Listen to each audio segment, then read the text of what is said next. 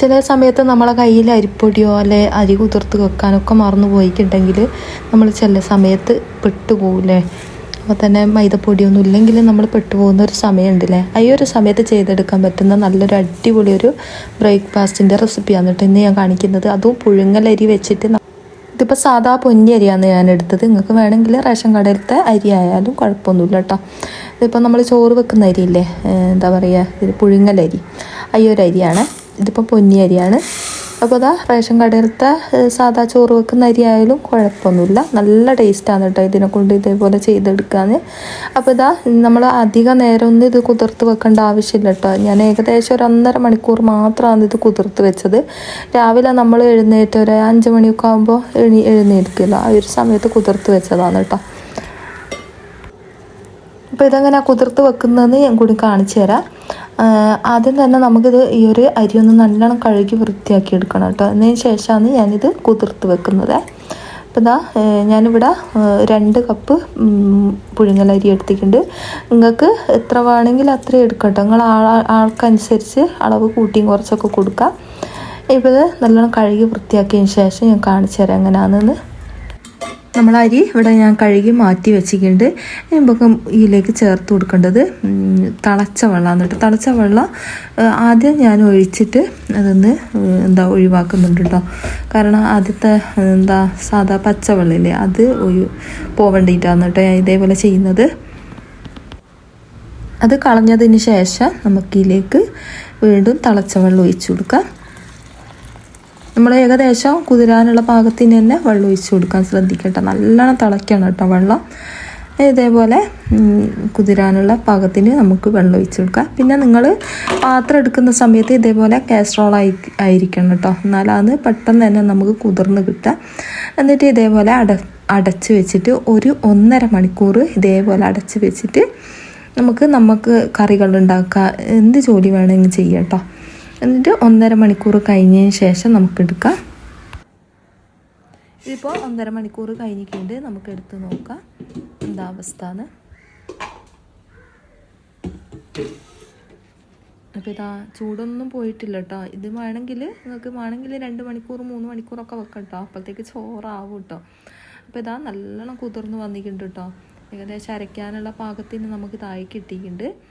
ഇപ്പോൾ ഇതിൻ്റെ വെള്ളമൊക്കെ ഒഴിവാക്കാം. അപ്പോൾ നമ്മളിതിൻ്റെ വെള്ളമൊക്കെ ഒരു ചൂടുള്ള വെള്ളമില്ലേ, അതൊക്കെ ഒഴിവാക്കിയിട്ട് നല്ലോണം കഴുകിയെടുത്തിട്ടുണ്ട് കേട്ടോ. പച്ചവെള്ളത്തിൽ ചൂടോടിക്കാൻ നമ്മൾ ഈ ഒരു ജാറിലിട്ട് അടിക്കാൻ പാടില്ല കേട്ടോ. ഇപ്പോൾ ഇത് വെള്ളം ഒഴിവാക്കിയതിന് ശേഷം നമുക്കിത് ഇതേപോലെ മിക്സിൻ്റെ ജാറിലേക്ക് ഇട്ട് കൊടുക്കാം.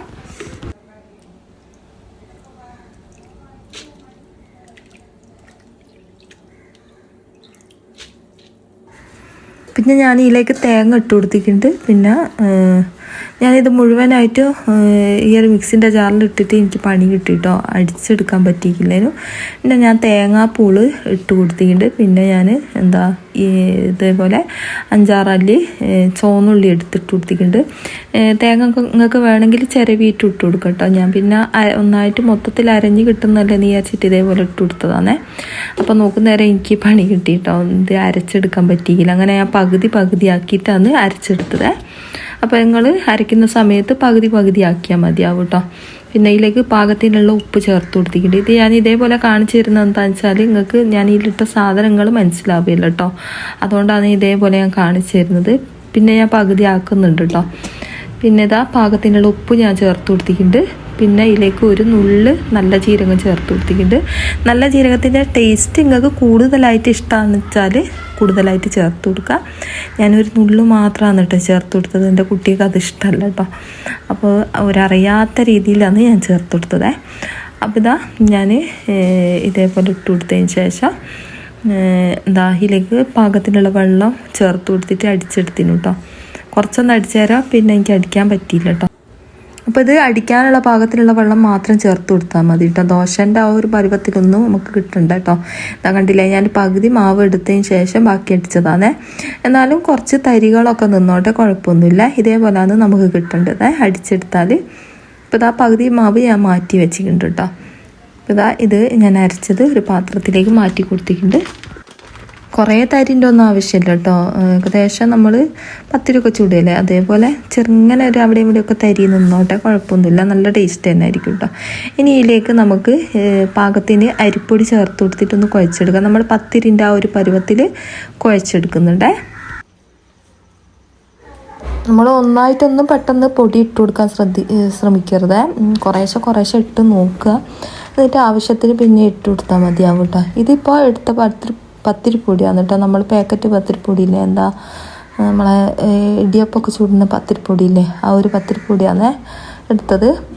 നിങ്ങളെ കയ്യിൽ വറുത്ത പത്തിരിപ്പൊടി ഉണ്ടെങ്കിൽ അതും ചേർത്ത് കൊടുക്കുക കേട്ടോ, നല്ലതായിരിക്കും, കുഴപ്പമൊന്നുമില്ല, നല്ല ടേസ്റ്റ് ആയിരിക്കും കേട്ടോ.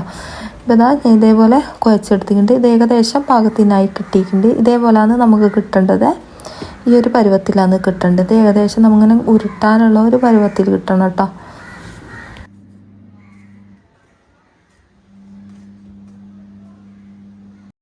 ഇനി ഞാൻ ഇതേപോലത്തെ ഒരു കവറ് കഴുകി എടുത്തിട്ടുണ്ട്. എന്നിട്ട് ഇതേപോലെ കുറച്ച് വെളിച്ചെണ്ണ തേച്ച് കൊടുത്തിട്ടുണ്ട് കേട്ടോ.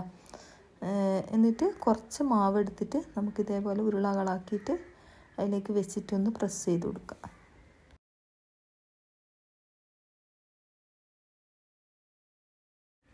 ഇതുപോലെ ഒരു പ്ലേറ്റ് വെച്ചിട്ട് ഇതേപോലെ ഒന്ന് അമർത്തി കൊടുത്താൽ മതിയാവും കേട്ടോ. പെട്ടെന്ന് തന്നെ നമുക്ക് ആയി കിട്ടും. കണ്ടില്ലേ, അടിപൊളിയായിട്ട് തന്നെ കിട്ടിയിട്ടുണ്ട്. ഞാൻ കയ്യിലെടുത്തിട്ട് കാണിച്ചു തരാം. ഇതുപോലെയാണ് കേട്ടോ നമുക്ക് വേണ്ടത്. ഞാൻ വെളിച്ചെണ്ണ ചൂടാക്കാൻ വെച്ചിരുന്നു കേട്ടോ. അതിലേക്ക് നമുക്ക് ഈ ഒരു പത്തിരി ഇട്ട് കൊടുക്കാം. നല്ലോണം ചൂടായി വന്ന ചട്ടിയിലേക്ക് ഇത് ഇട്ട് കൊടുക്കുന്ന സമയത്ത് പെട്ടെന്ന് തന്നെ പൊന്തി കിട്ടും കേട്ടോ. അപ്പോൾ ഇതാ ഞാൻ തീ അധികമായിട്ട് ലോ ഫ്ലെയിമിൽ ഇട്ടിരുന്നു കേട്ടോ. ലോ ഫ്ലെയിമിൽ ഇടേണ്ട ആവശ്യമൊന്നുമില്ല, ഫുള്ളാക്കി വെക്കുക കേട്ടോ തീ. എന്നാലും പെട്ടെന്ന് തന്നെ നമുക്കിത് പൊങ്ങി കിട്ടും. കണ്ടില്ലേ, നല്ല പൂരി പോലെ പൊങ്ങി വന്നിട്ടുണ്ട്. ഇപ്പോൾ ഒരു സൈഡ് കളർ മാറിയതിന് ശേഷം നമുക്ക് തിരിച്ചിട്ട് കൊടുത്താൽ മതിയാവേ.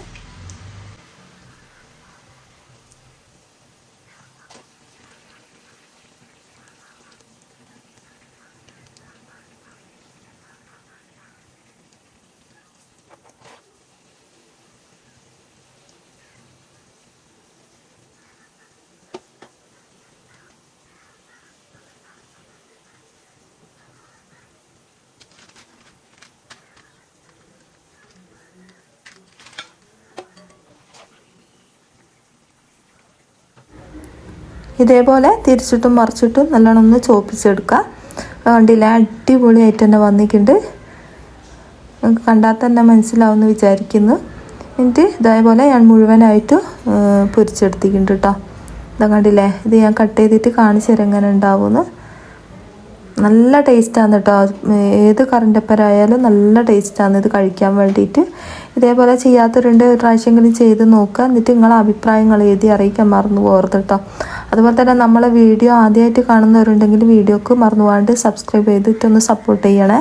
ലൈക്ക് ചെയ്യാത്തവരുണ്ട്, ഒന്ന് ലൈക്ക് ചെയ്തിട്ടൊന്ന് സപ്പോർട്ട് ചെയ്യണം കേട്ടോ. അപ്പോൾ ഇതാ ഇത്രയേ ഉള്ളൂ ഇന്നത്തെ വീഡിയോ. ഇന്നത്തെ വീഡിയോ ഇഷ്ടമായിട്ടുണ്ടെങ്കിൽ ആദ്യം പറഞ്ഞതുപോലെ തന്നെ ലൈക്ക് ചെയ്യാൻ മറന്നു പോകരുത് കേട്ടോ. നല്ല ടേസ്റ്റാണ് കേട്ടോ, ഒരു പ്രാവശ്യം ചെയ്ത് നോക്കേ.